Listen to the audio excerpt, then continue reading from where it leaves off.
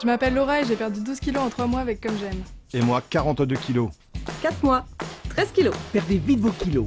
Testez Comme J'aime sans payer. Vous perdrez plus d'1 kilo dès votre première semaine, sinon vous ne nous payez rien. Quand on regarde la répartition alimentaire, on est face à un régime équilibré avec des apports en glucides, lipides, protéines qui correspondent aux recommandations, des produits laitiers, des fruits, des légumes, des produits céréaliers. Tout ça, c'est classiquement proposé dans les régimes. Le deuxième point, c'est que le déficit calorique est trop important à mon avis. Vous ne pourrez pas tenir, si vous êtes en surpoids, à vie une alimentation à 1200 calories. Et pour ma part, je ne recommande pas les méthodes avec phase d'attaque, phase de consolidation. À la phase d'attaque, on est motivé, on perd du poids, mais généralement, la phase de stabilisation, on ne la tient pas et on reprend les kilos perdus. Donc je préconise davantage une alimentation un peu plus riche en calories qui correspond à celle que vous aurez toute votre vie. En ce qui concerne la qualité des aliments, il y a des choses bien, des choses moins bien.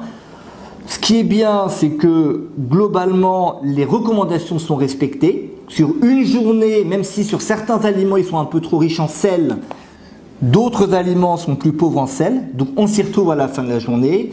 Ce qui est moins bien, c'est que ce sont quand même des aliments assez transformés avec des produits ajoutés. C'est l'exemple avec le muesli où il y a du sirop de glucose, des farines, du sucre ajouté. Avec les produits cuisinés qui, même s'ils ne sont pas de mauvaise qualité, on ne peut pas le dire en tout cas, sont un peu complexes à réaliser si après vous voulez réaliser la même chose et ne pas toute votre vie vous faire livrer des régimes. À mon sens, l'intérêt de ce type de méthode, il est double. La première chose, c'est que ça peut nous apprendre à équilibrer l'alimentation sur une journée ou sur la semaine. De savoir combien on mange de produits laitiers, de fruits, de légumes, de produits céréaliers. Le deuxième intérêt, c'est surtout, à mon avis, de se rendre compte de ce que sont les quantités normales d'aliments, enfin les quantités qui sont adaptées à votre situation. Si vous suivez à la lettre ce qui est proposé, avec un déficit calorique modéré, et que vous voyez vous perdez du poids, la conclusion, c'est pas que le régime est idéal, c'est pas que ce sont des aliments miracles, c'est simplement que vous mangez trop.